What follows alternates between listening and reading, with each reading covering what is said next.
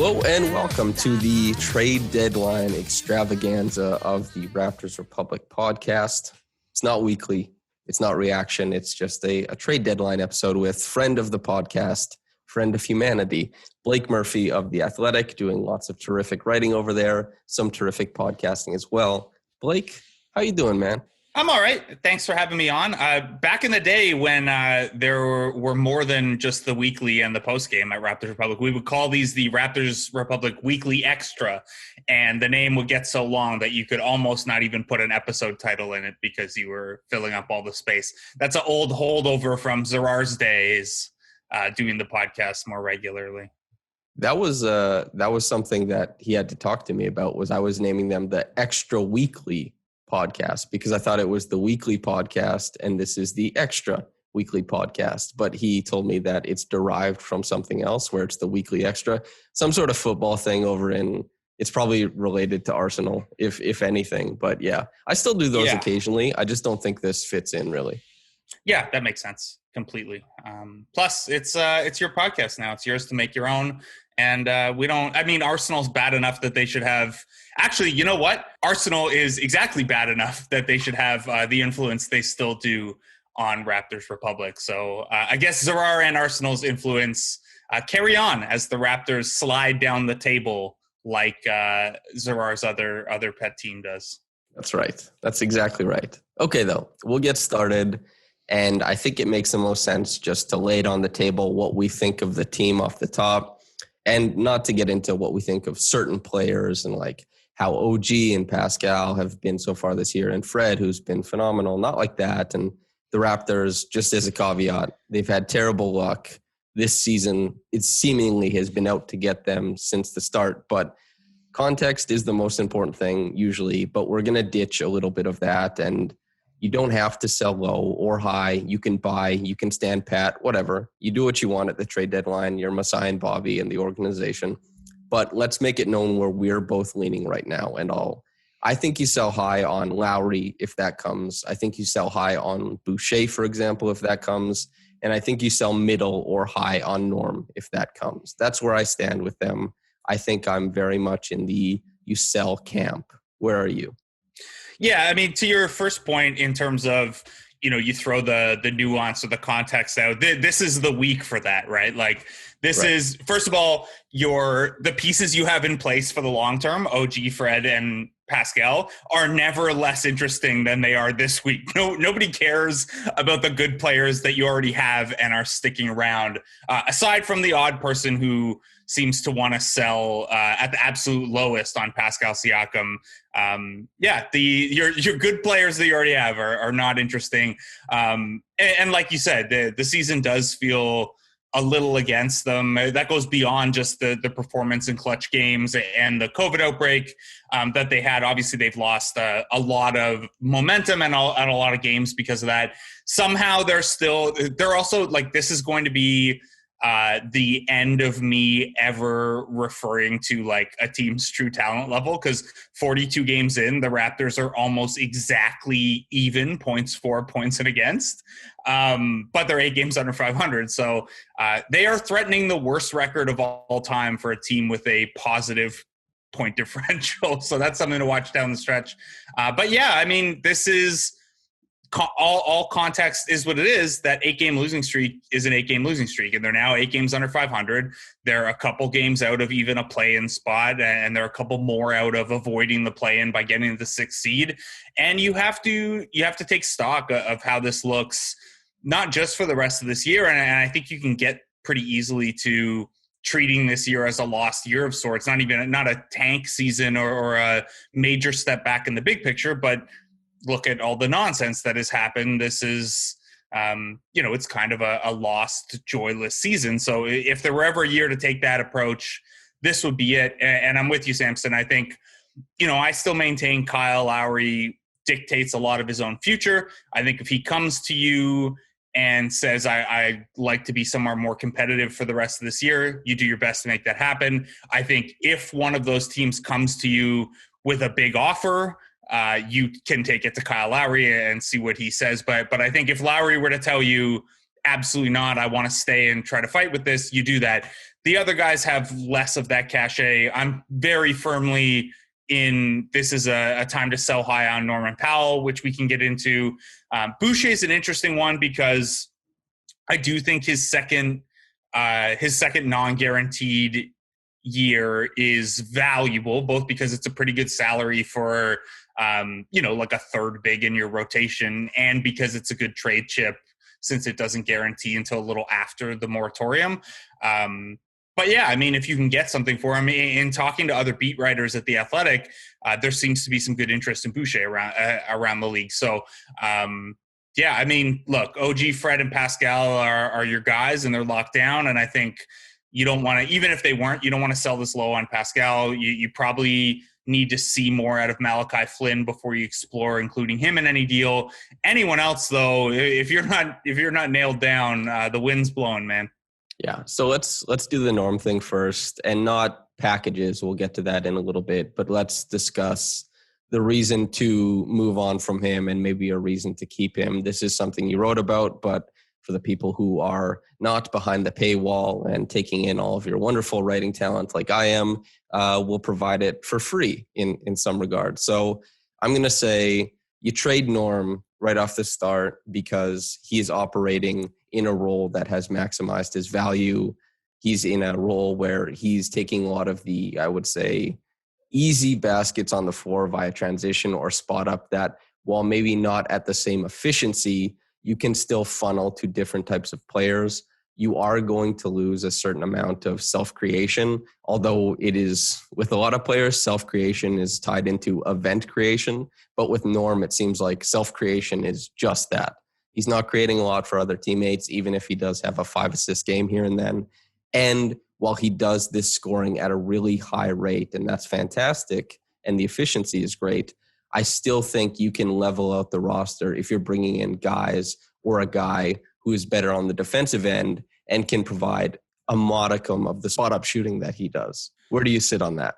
Yeah, I'm with you for the most part. And look, your point about self-creation versus event creation or creation for others is a good one. And before the Raptors game on Sunday, Danielle Michaud of Sportsnet, kind of did one of these, what you would normally call a sideline hit. I don't really know what we're calling them now, but she had spoke to Norman Powell about kind of changing that role from what he was before everyone went out, and then what he had to be in those 5 games, and then what he had to be now that guys are back.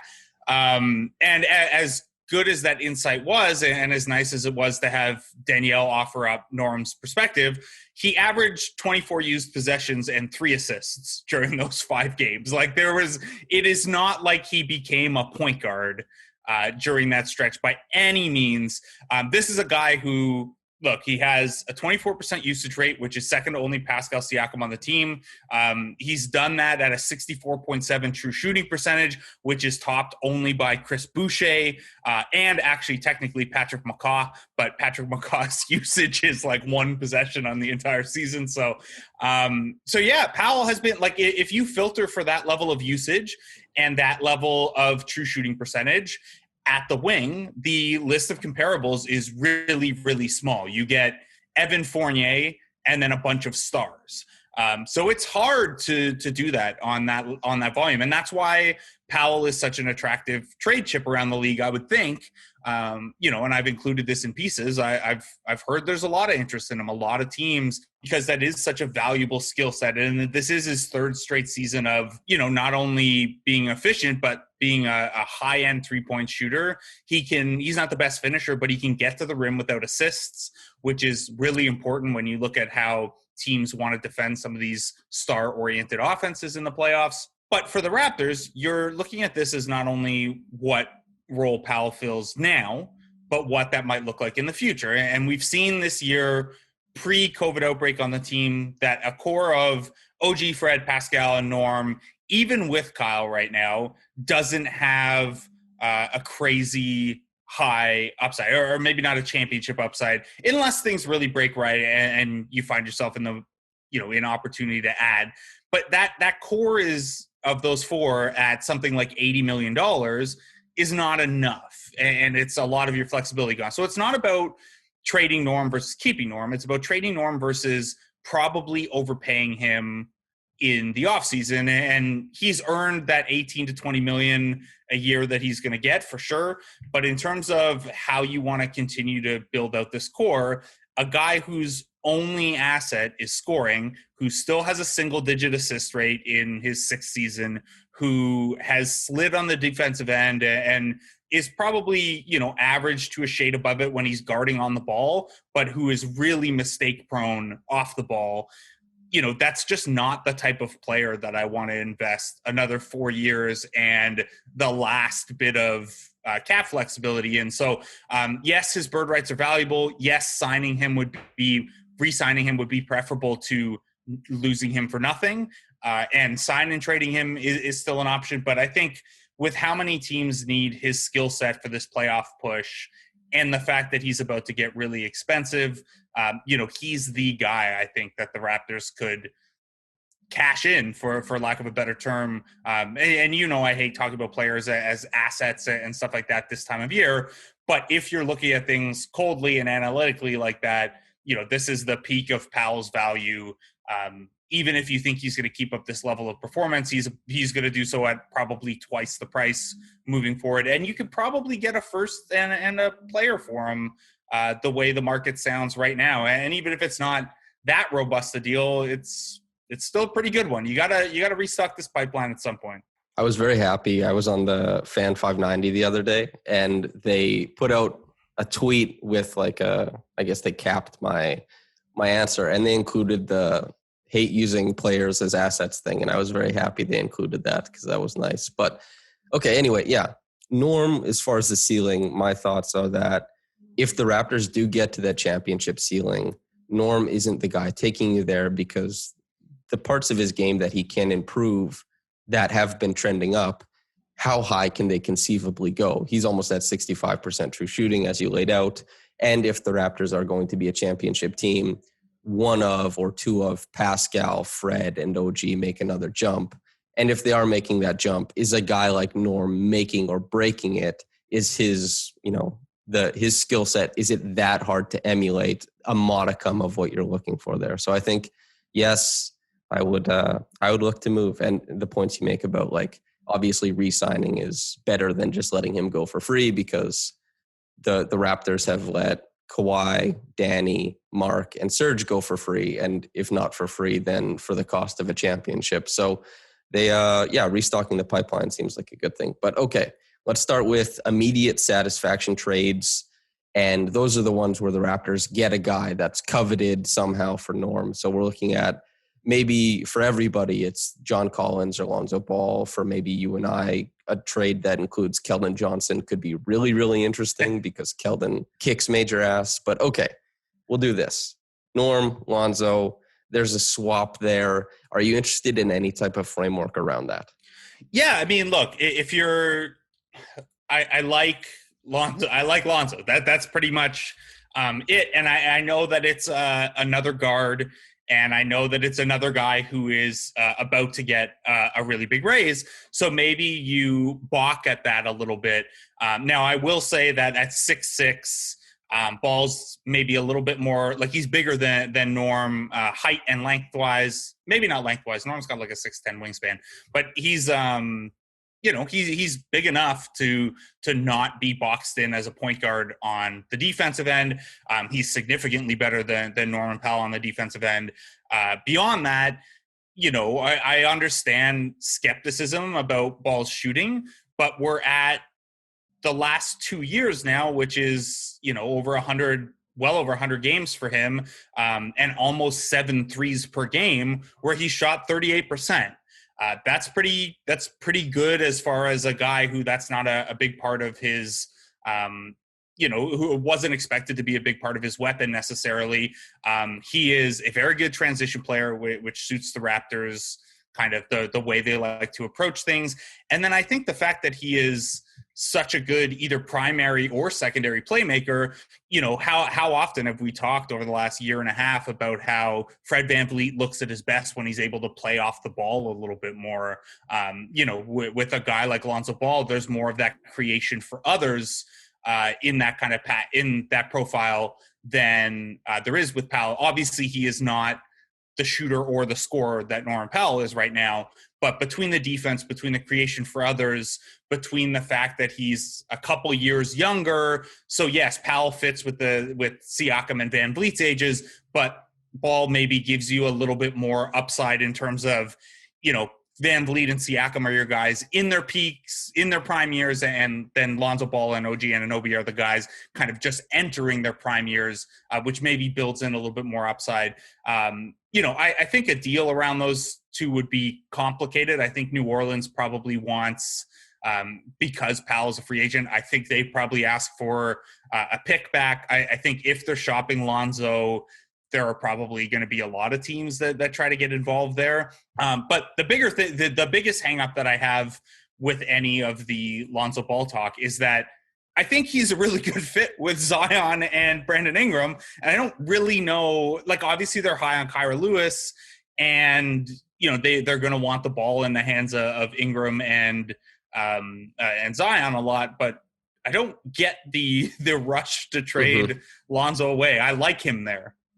Yeah, Lonzo, I have no idea why they want to trade him. That doesn't make any sense to me. It seems like, now I don't know if this is considered a hot take, but I would think that if you're trying to maximize Zion and the team around him, Ingram is the guy who eventually is moved, and maybe you try and upgrade Adams down the road, and Bledsoe's contract is not ideal. But there is no upgrade for Steven Adams. That's correct. That's right. He is perfect. He is... Yeah. Whatever. Look, if this picks up, somehow I'm finding a way to get Steven Adams back in this trade too, even though that contract is not the best contract. But hey, it declines. It declines from here, so at least there's that. Declining contracts are very interesting in the NBA. I like them a lot. So okay. Anyway, Norm for Lonzo. I see why Raptors fans like it. I don't understand the rationale from the Pelicans front office or fan base point of view. I don't think they're good enough to go for it. And I don't think, I think Norm might end up disappointing you in that type of structure. And especially when you're going from Lonzo. From the Raptors point of view on court, if the Raptors say Lonzo is more off ball than anything, then they just become way more 3-pointers than ever, because Lonzo obviously, like a lot of Raptors, doesn't provide a ton of rim pressure. And if you're not putting him on ball, that means he can't lead other guys to the rim. He's just shooting spot up jumpers. But I guess that would be the only quibble. But hell yeah, I would do that for sure. I'd love to be the Raptors and have the right to pay Lonzo when it comes to that. But okay, John Collins, if you're ready to move on from the Lonzo Norm stuff. Yeah, sure. Okay. John Collins, something you talked about in your column. This is an interesting one. Tony Snell, John Collins for Baines, Powell, and a lottery-protected 2022 first. And so Baines, Powell, lottery-protected 2022 first, going out the door for Collins and Snell. What do you make of that? It seems like that's something the Hawks would probably say no to, but for the Raptors, a lot of fans, and I guess to never have to play Tony Snell again is a big win. Yeah, I mean, Snell's only in there to make the contracts work, right? You can't do a Norm for Collins swap or a Norm and a pick for Collins swap. So you have to get Snell in there, and you have to get Baines in there or whatever. So, yeah, this is similar to the Lonzo situation. If you're trading Norman Powell and you don't want to trade him for pick and prospect, then getting a guy like Lonzo or John Collins is kind of, Collins is only a couple months, he's a couple months younger than Lonzo, so fits what we were talking about in terms of timelines and guys entering their primes. I would be, if all the rumblings over the course of the year that Collins wants a max contract are true, I'd probably balk at that a little bit. But the difference between $20 million a year and a max contract for a guy coming off his rookie deal isn't that arduous where it wouldn't be the end of the world. And Collins has become such a multifaceted scorer and is a good enough rebounder where, the path to Collins being a real guy is not all that crazy to imagine. The Raptors have helped a lot of bigs improve their playmaking. That's probably the one thing you're really looking for from him on offense. And then, he's not a center defensively, but neither is Chris Boucher and neither is OG Anunoby, and the Raptors have figured it out. When it comes to position stuff, I'm very much of the mind you get the best talent you can and you figure the fit stuff out after, all else equal. Sure, you prefer a guy who fits a box a little easier, but, there's not, in the modern NBA and with the way the Raptors play defense, there's not a dramatic difference between small forward, power forward, center, and power forward, power forward, power forward. So I like Collins. This is another one, though, where, if I'm Atlanta, yes, this framework we're talking about has a pick coming back, but I don't know that Norman Powell is the guy for them. They just spent big on Bogdan and Gallinari, who are both kind of offense first guys. Bogdan, who is, position redundant with Norm a little bit. Maybe if they move on from one or both of those guys, it makes some sense, but they still have Herter, DeAndre Hunter, Cam Reddish, all those guys who, should be growing into opportunities at this point. So I guess this is one where, like, every time we talk about the Kings or the Knicks, it's like, well, they're the Kings and the Knicks, so who knows? The Hawks have not really stuck to a plan, right? Like they were rebuilding and they got all these young guys and then they jumped the gun adding all these vets. So who knows what they're really after? But I would think that another score first vet is maybe not what they're looking for Collins, at least not at the 2 guard position. Am I off there? Do you feel different? And I think it makes a lot of sense for the Raptors to try that out. As you say, Collins, you get a guy if you can get a guy. This is like a pet project of mine and Evan Gualberto's this year for bouncing around, is we're paying a lot of attention to Collins' defense this year. And defending fours, I actually think it's been much improved. That doesn't solve the 5 position for the Raptors, but as you say, you can kind of jury rig that position. You can stick guys together and try and create a situation where things work. So while there would probably still be an element of the Raptors being overmatched by a lot of 5s that come in and play them, bigger centers, Collins, I think, provides an undervalued asset, an undervalued player currently. And while he's not Karl Anthony Towns, I think he's done a fantastic job of supercharging his offense in a lot of meaningful ways.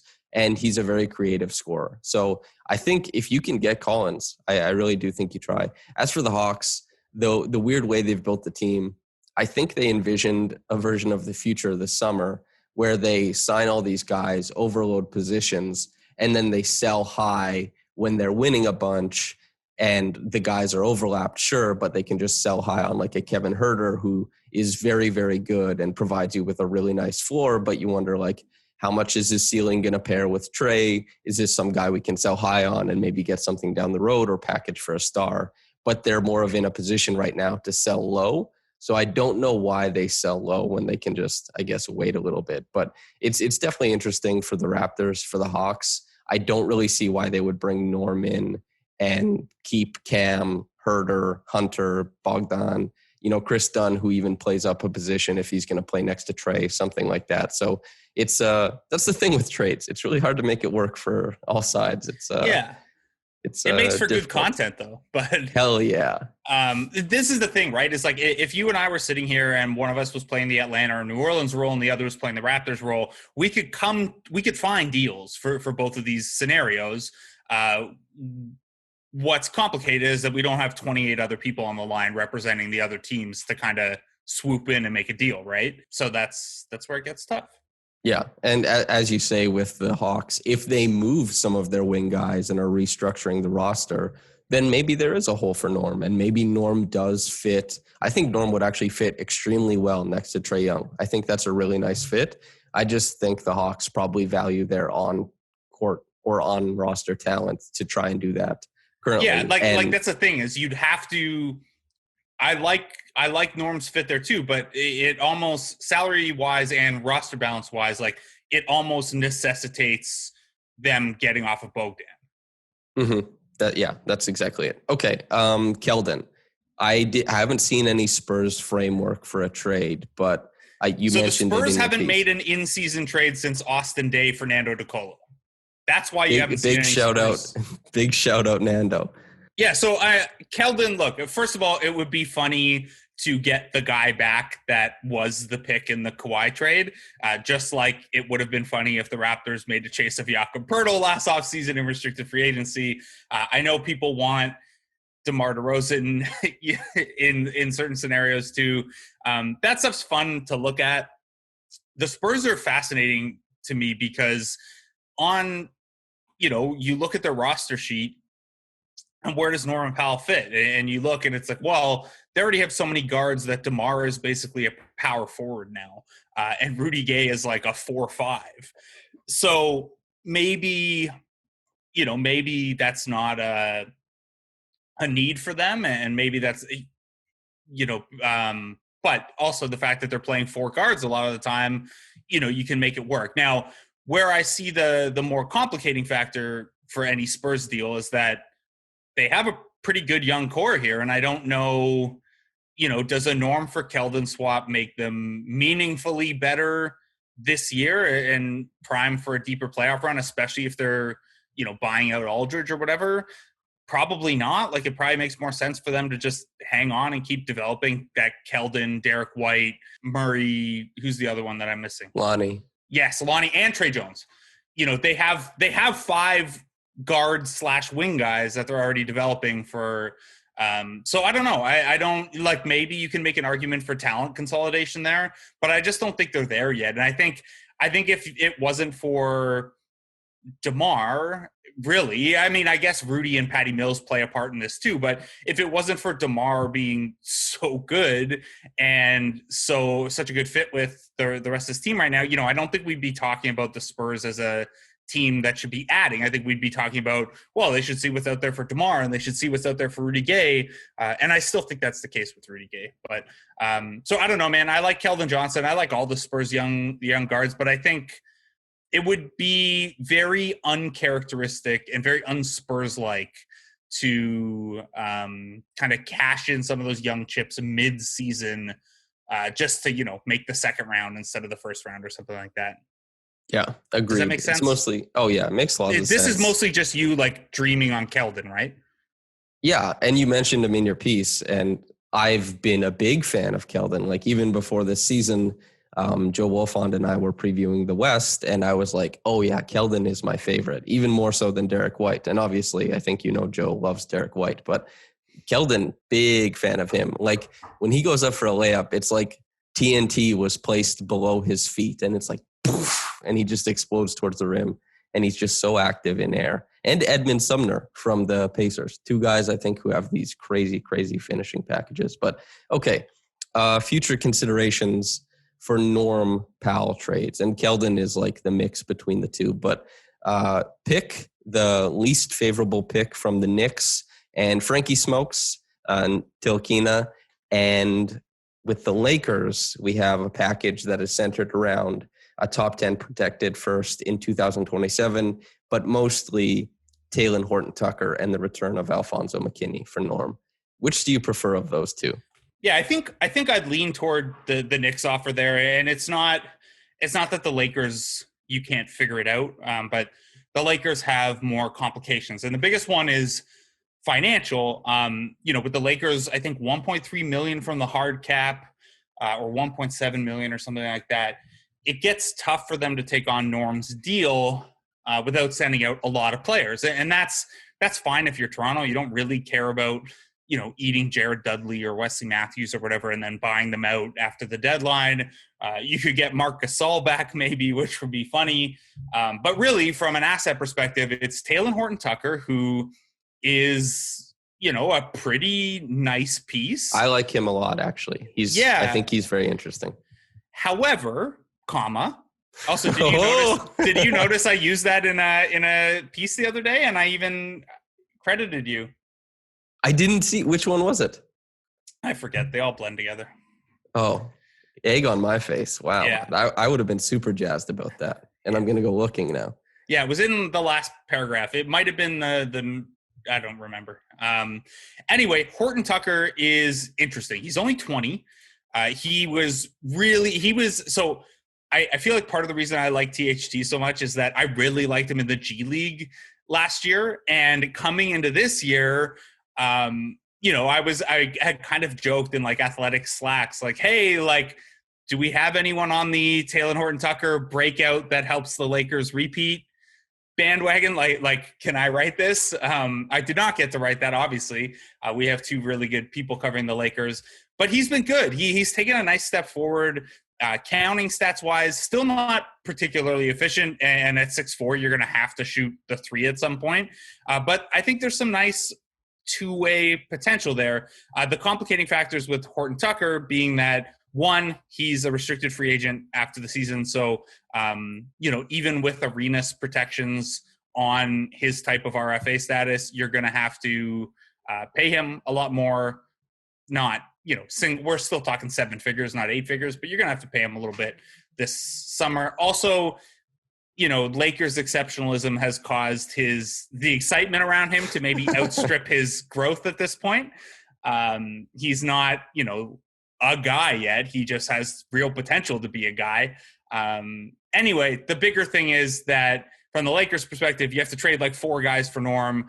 And from the Raptors perspective, the pick you're getting back is not until 2027, which, look, a post-LeBron Lakers pick is probably a pretty good asset. It's just really far away.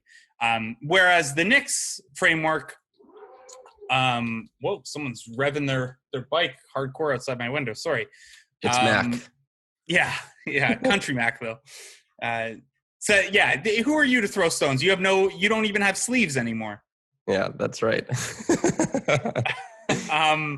With the Knicks package, first of all, yeah, Frankie Smokes is about to be our restricted free agent, and he has not carved out a role in New York. I do think he's the player type the Raptors would be interested in. He's included for salary matching, but it doesn't hurt to get a pre-free agency look at a guy either. The bigger asset with the Knicks framework is that you're getting a pick that is either – so the Knicks have 2 picks and the right to swap. So you could either get Dallas's pick, the Clippers pick, or the Knicks pick.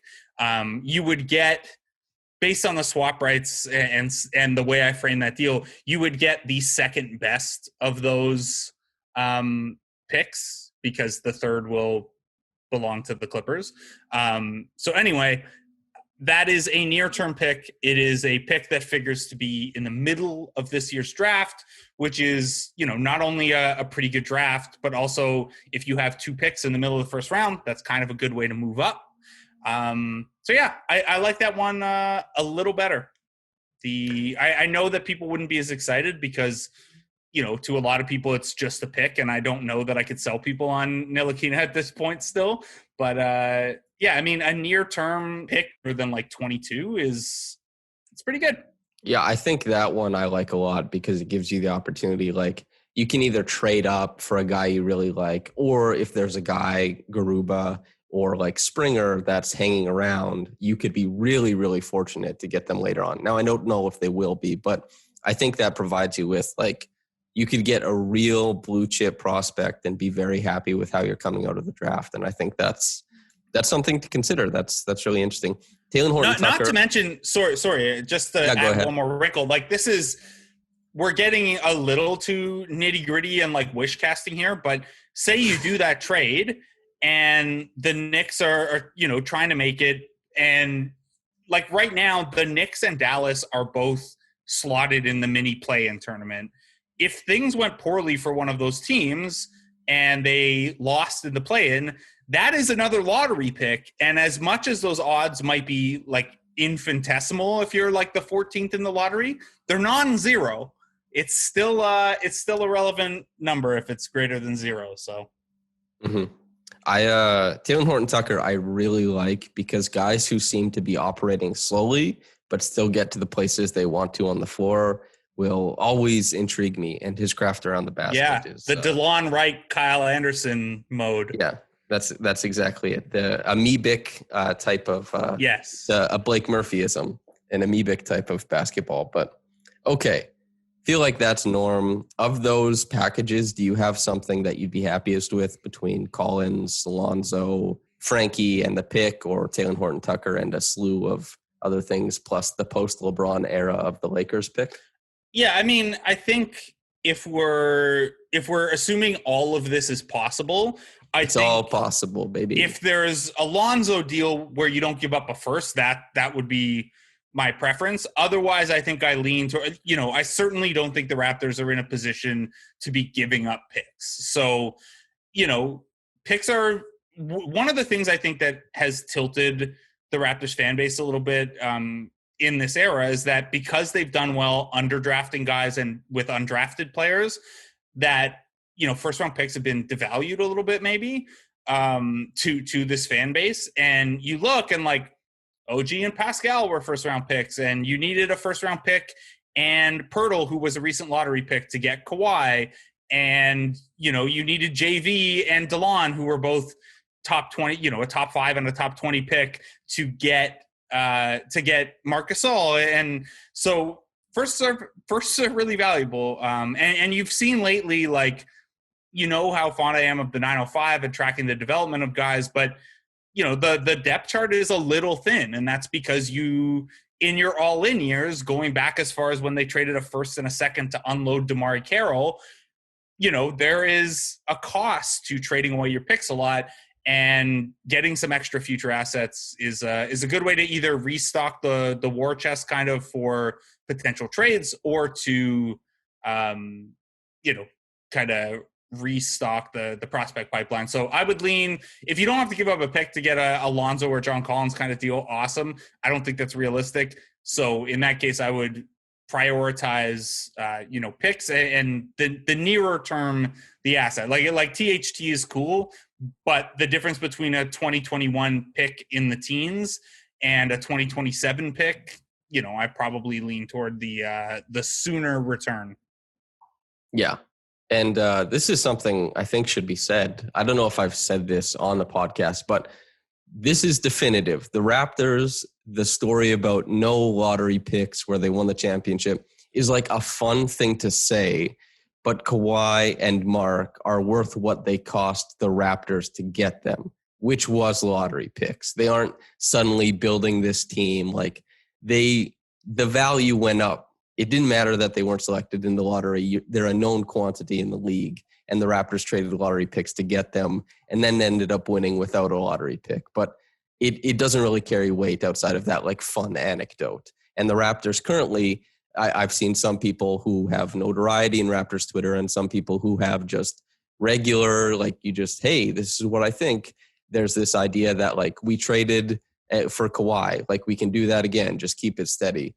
But the terms and conditions of how this Raptors team and the roster operates are so vastly different in how deep the roster is that I don't think that's viable to look at. And I think it's a little ignorant to say. Of course, you can be wishful, but it's just, it doesn't work the same. We're not operating anywhere close to a similar situation. But okay, Kyle Lowry talks. Are you ready for the Kyle Lowry talks? Not emotionally, but like tactically, yes. Okay, let's get tactical. Philly, what is your dream situation coming from Philly? I think we're going to operate in the worldview that if Kyle seems to love Philadelphia, that's where he's from, and he loves Toronto too, that's fine. But I think a lot of people assume that if Kyle is going somewhere, it's the Heat or Philadelphia. I think Raptors fans are leaning towards they would want Philadelphia more. What do you like from Philly if you're trading Kyle Lowry? What do you want coming back in the door?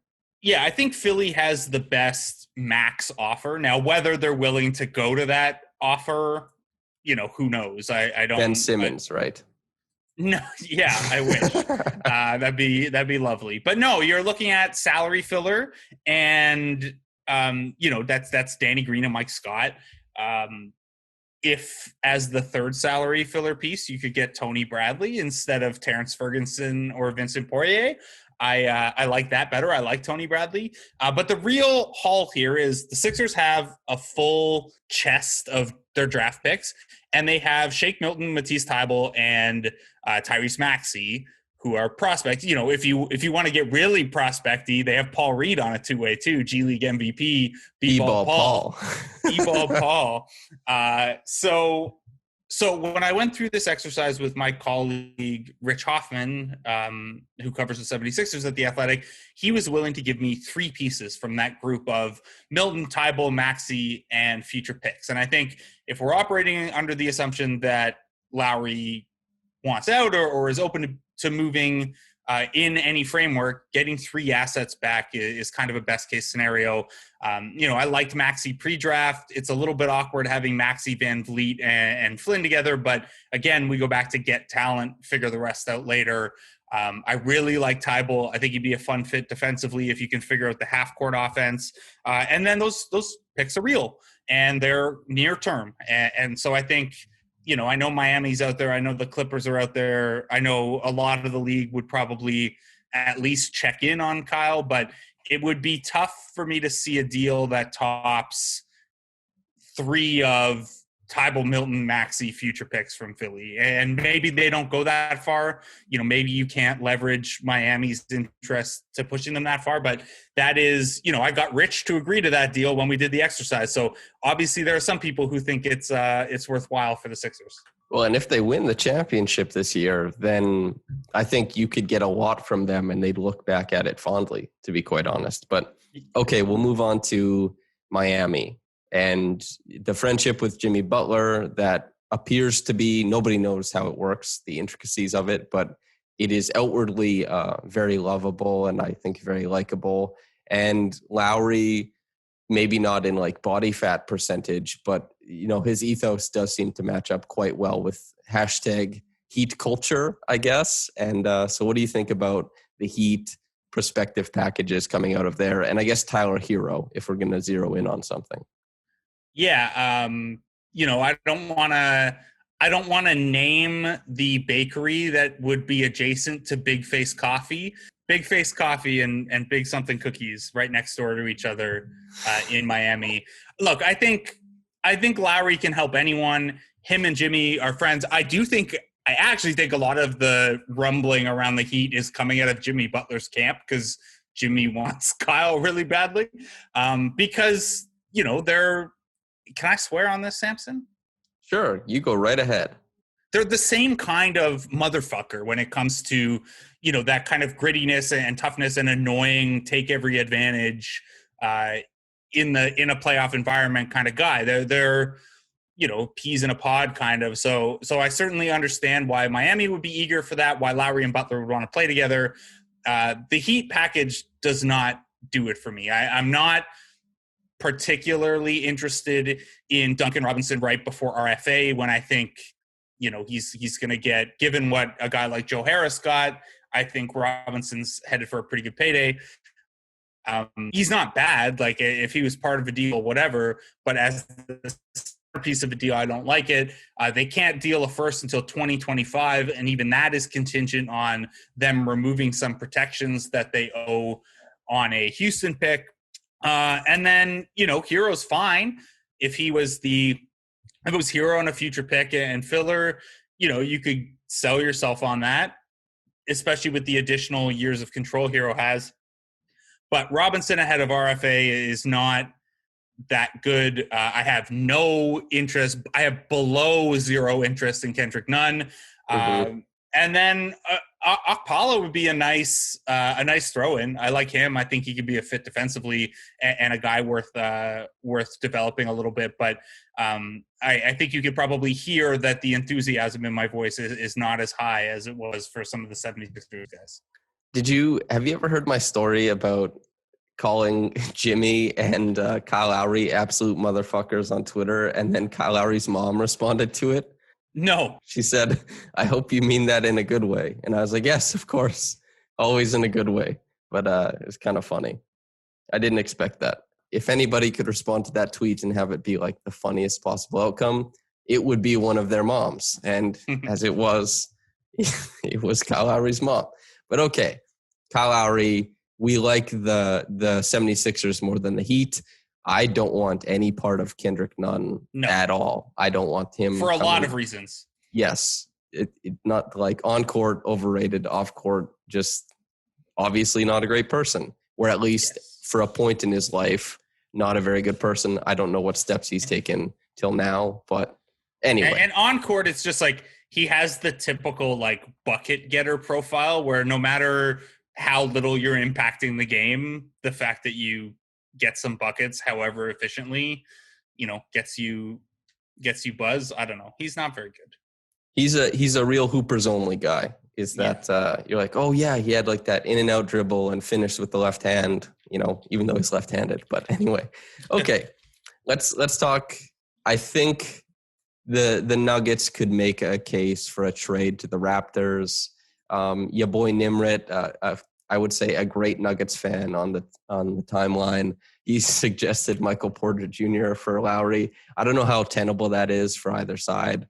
And but anyway, I think the Raptors have dealt enough with COVID this year that they don't need an anti-mask, anti-vaxxer added to the mix.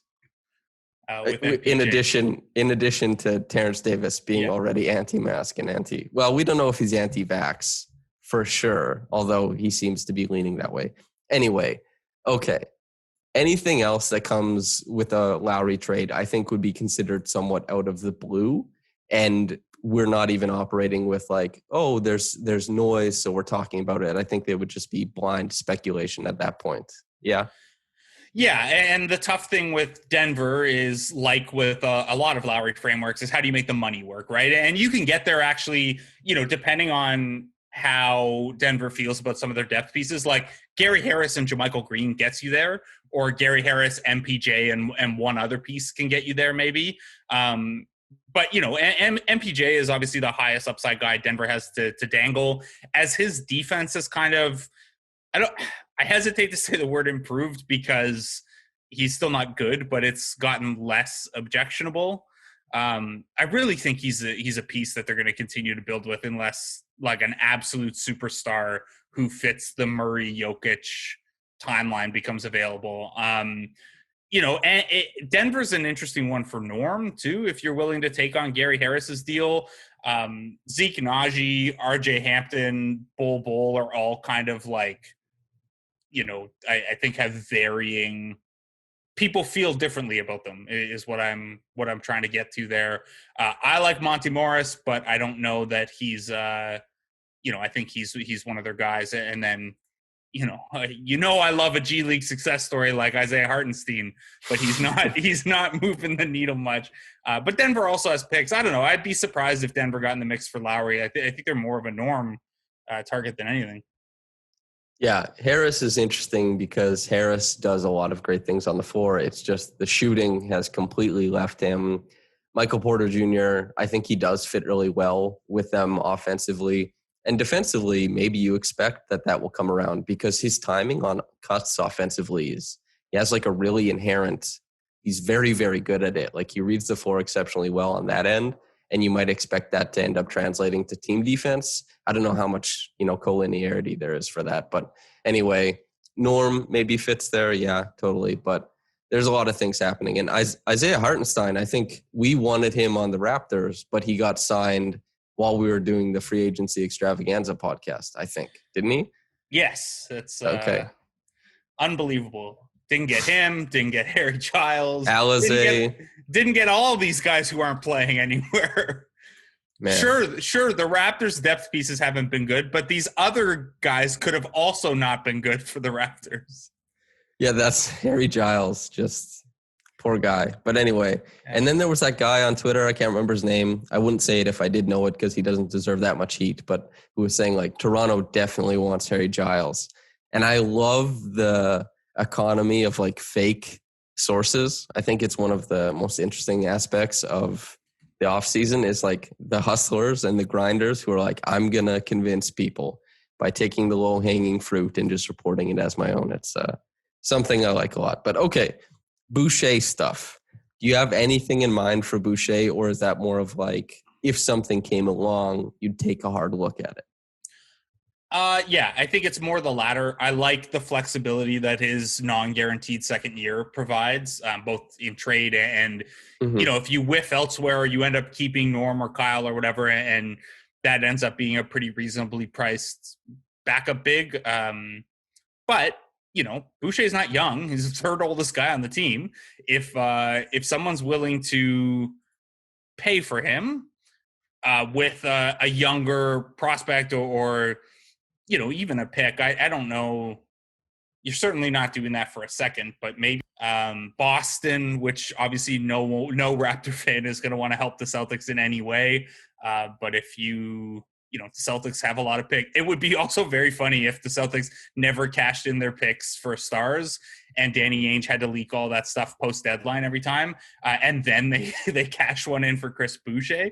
But no, there are a few teams. As long as a team is willing to look at him as a power forward, there are a lot of interesting fits. I think he's shown this year he can be a pretty impactful bench guy. You've just got to roll a little bit. Yeah, I think he's interesting because if you could get like the ceiling of his value, you think would probably be like a late first, a team that wants to take a flyer on him.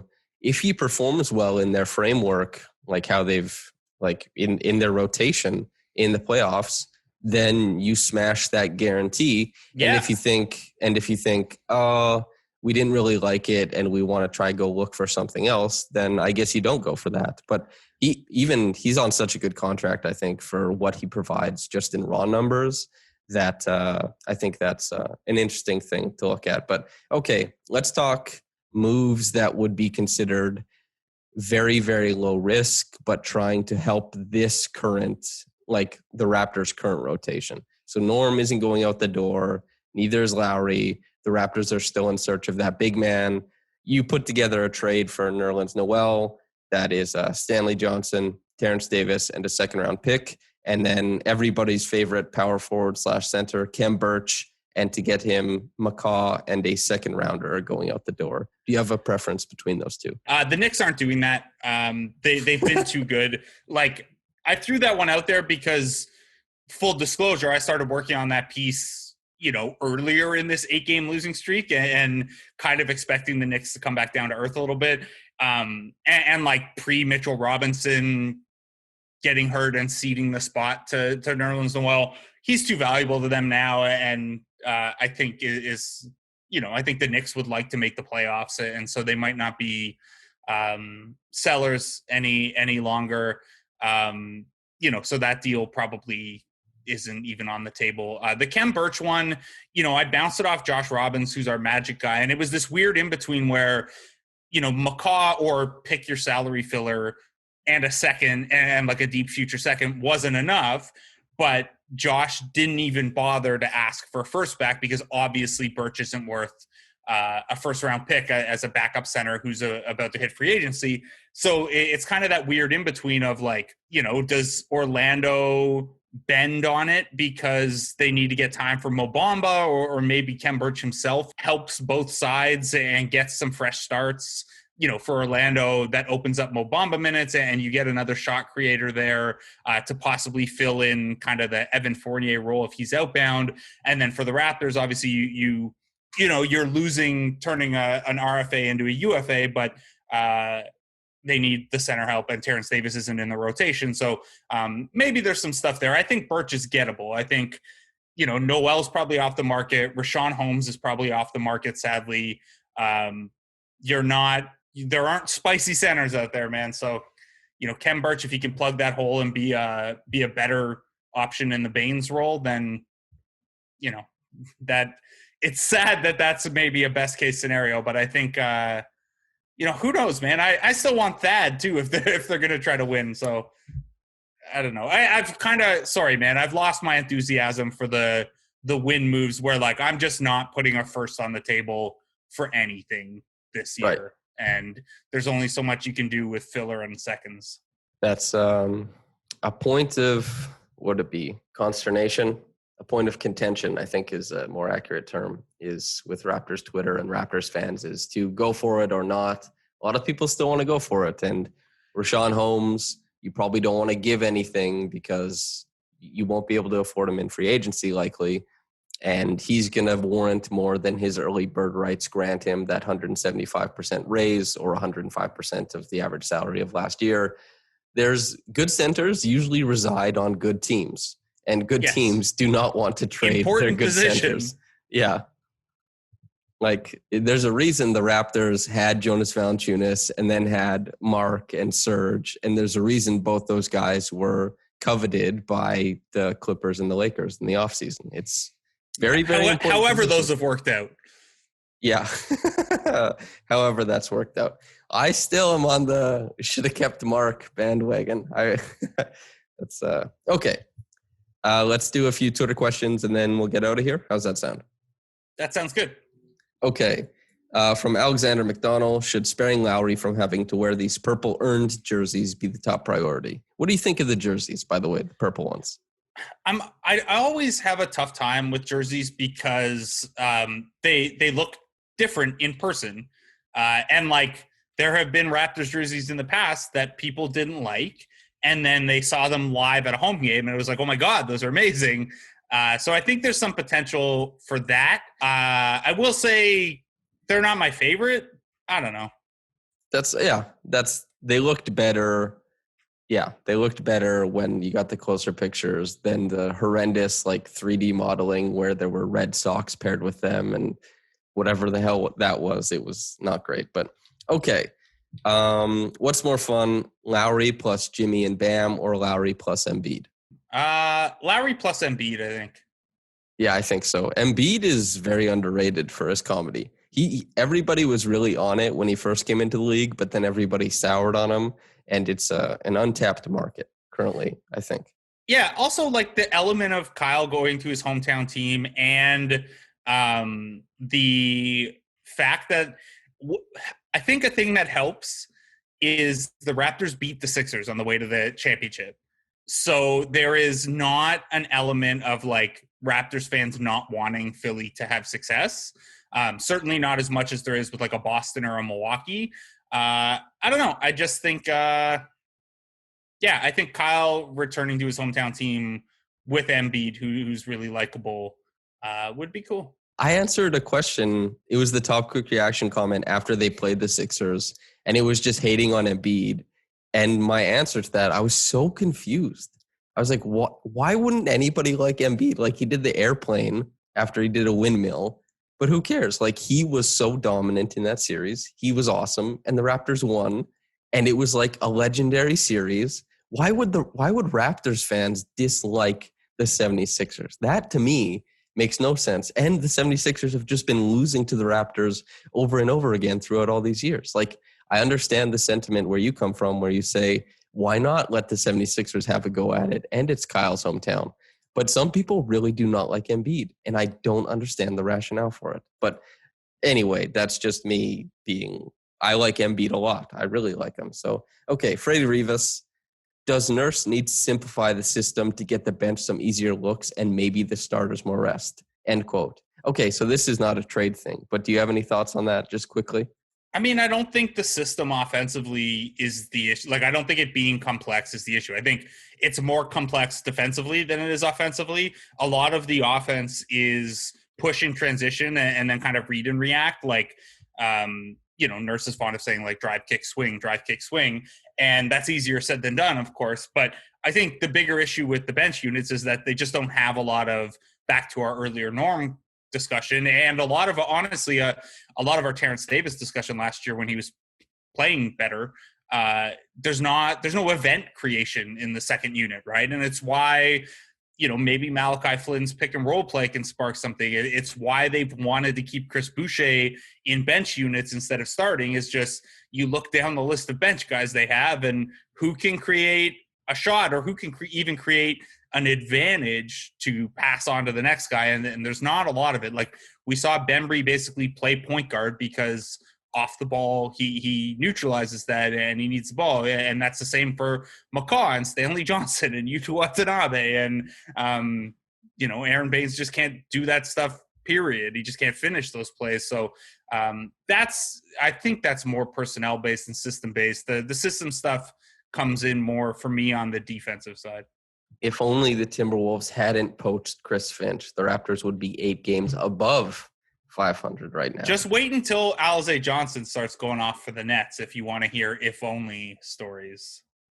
Yeah, they have an interesting – I think that's so funny that Blake Griffin dunked for the first time in 2 years. Like, it was his only basket. Oh man. But I like Jeff Green and Claxton better than whatever Blake Griffin was in Detroit. Now Blake Griffin obviously will probably play better, but Jeff Green, I hope he doesn't get his minutes cut. I really like Jeff. I think he fits really well next to Harden in particular. But okay, Yeah, and Bruce Brown's cool there too, right? Like the way Bruce Brown is great. Yeah, the way they've used him kind of as like a point guard Rondé almost in the offense, where like he just hangs out in the dunker because he can't really shoot that reliably. Like that's kind of where I could see Alizé fitting in there. Anyway, they're cool. They're going to win the East. Yeah, Bruce is a really clever cutter. I like his game a lot. He's very clever. Okay, from Jeff Lowe, what team that you might not expect potentially makes the biggest splash at the deadline? Do you have any feelings about a team in the NBA who might do something that would excite you? The Phoenix Suns are second in the Western Conference, and I don't think I have read their name once in any trade piece. They're really good, and they have some interesting chips. Well, that's because their upgrade is their future franchise center. Like, that's the position they have to help out, but obviously they don't want to move on from Ayton, I think. Sure. Yeah, I mean, that makes sense. Could you upgrade the Dario Saric position?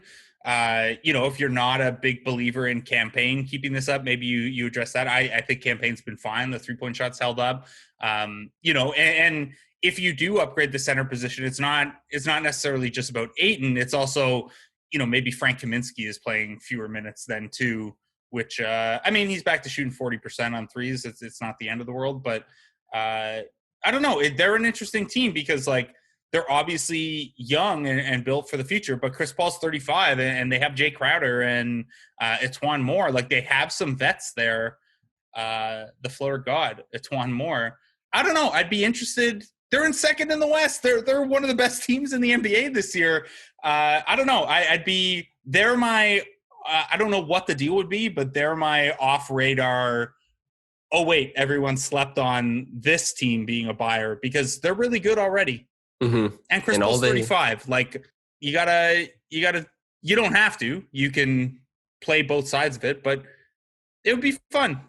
I think you give Chris Paul a shot. I think you load up a little bit. And Devin Booker and Ayton and Mikal Bridges are all young enough that I think even if it doesn't go that well, you have another shot at it. That's why I like Dallas trying to go for it with Luka too, is you have a couple different windows of contention probably. You've just hit it earlier than you might have expected. The Hawks maybe were expecting to do something like that this year, but it's the Suns. It's especially the Suns and maybe the Mavericks to a lesser degree, teams that could go in. And the Suns have gotten so good so quickly too that, like, I don't know, man. You maybe ride this a little bit. Like, I remember, I think it was before last year, I got asked in an AMA or something like that, which team I liked the least for the year ahead. And Phoenix was in the mix for me. And, like, before the relaunch, they were 26-39. Like, they were pretty bad. And then obviously they had that 8-game win streak that came up just short. But, like, they have turned the corner so quickly and they have so many cool players. I love Bridges so much. I don't know. They've become like my number one league pass team. So I'm trying to will them to be even more fun. I think the answer is obviously that Kelly Oubre Jr. is so masculine and attractive that he makes the players around him feel worse.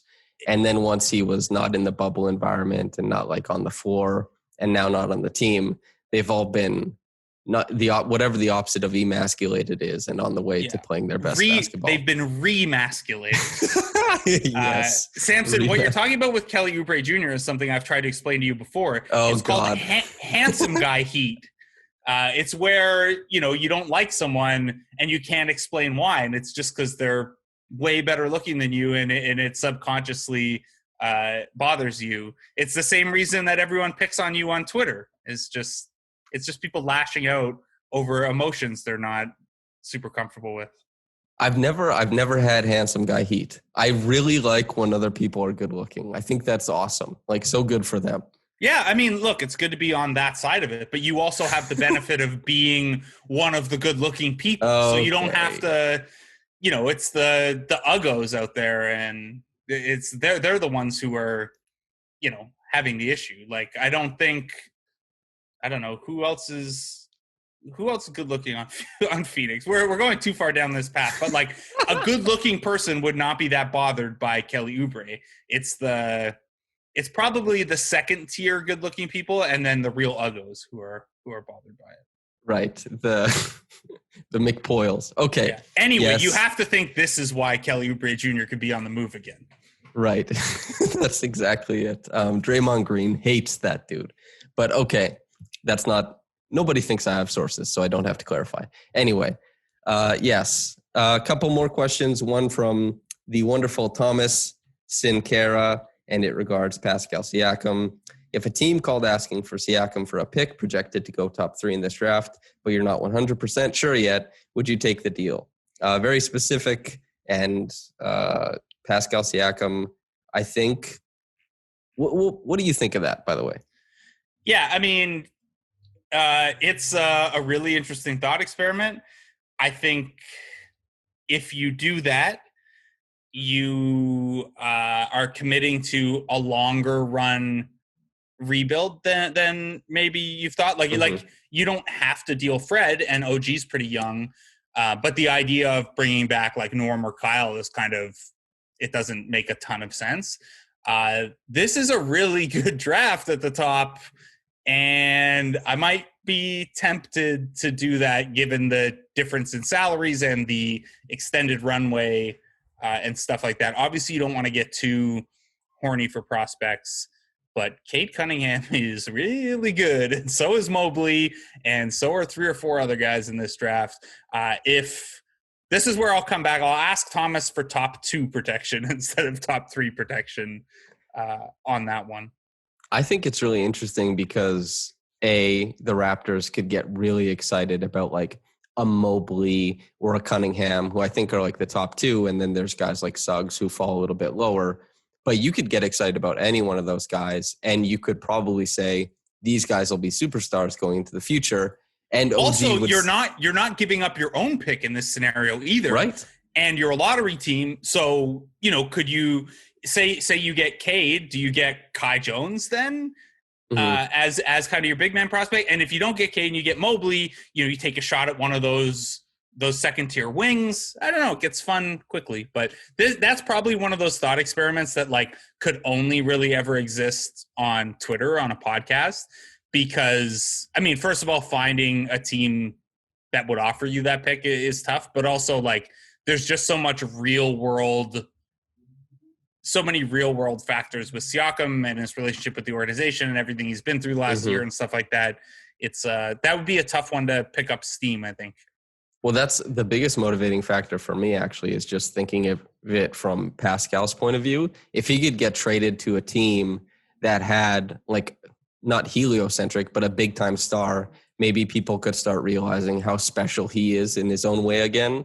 Because I feel like all of the things that Pascal Siakam does that are like, oh, my God, it's brain-breaking, has already been taken for granted because we're looking at what he can't do offensively. So you're saying get him to Golden State for Oubre and that Wolves pick.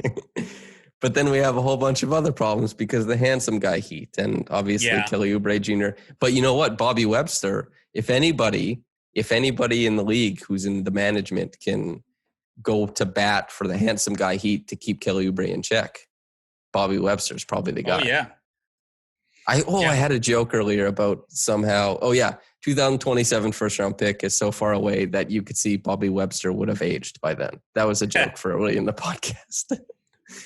Okay. One more question from mutual friend Ashley Docking. What are the top 3 things you guys like about my Raptors recaps? Thanks in advance. I've seen, I think, 6 of them. How many have you seen? I don't know. On the spot. I don't know what this is. What? You don't know what this is? I'm kidding. I'm just giving Ashley a hard time.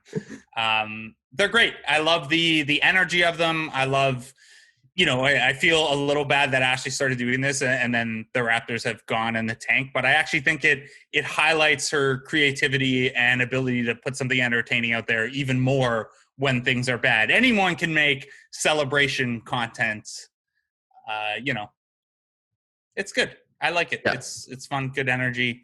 I still don't really have a I'm old, Samson, so I'm not on TikTok, but I don't have TikTok either. the Instagram, I see it on Instagram. It's great. Ashley's the best. I see it on Twitter. But yeah, I think she does there's clip collecting that I think is quite good. Like the jokes are good. So Ashley, we're both fans. Thanks for asking the question, to which I hope you enjoy the response. But okay, Blake, are you ready to get out of here? Yeah. Okay. I'd love to thank you for your time and for being so patient with me as we move through this, and so gracious with the amount of time you're willing to give, and for once again joining me on a podcast. But the floor is yours, mate. Chat away. What? Okay, please just keep it moving. Sorry, man. Yeah, you can check out all my stuff at The Athletic. Blake Murphy ODC on Twitter. The Athletic right now is only $1 a month for subscription, so click any one of my articles, and that deal should pop up if you're a new subscriber. I think we do good work, and even if we don't, what's $1 a month, right? It's what Samson pays for Wi-Fi, and it's why this is going to take him an hour to edit. You want to know what it's actually expensive. That's the worst part. But yeah, chat away. It's not my best work. Not nearly. But okay, Blake, thank you so much for coming on. Listener, I am an Athletic subscriber myself. I cannot rate it highly enough because you get to see all of Blake's work. Even though I missed the one where I got the shout out, I shan't do it again. But Blake, thank you so much for coming on. Listener, go subscribe. Thanks for tuning in. But whether you got into it in the morning or at night, have a blessed day and goodbye. Goodbye. Goodbye. Goodbye. Goodbye. Goodbye. Goodbye. Goodbye.